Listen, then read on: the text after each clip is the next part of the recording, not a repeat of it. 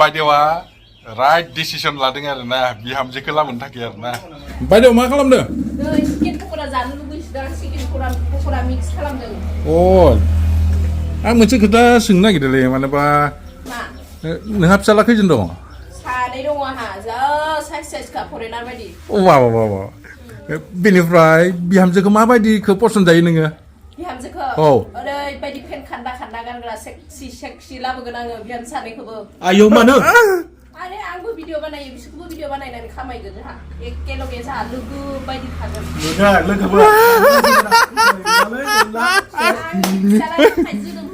आयौ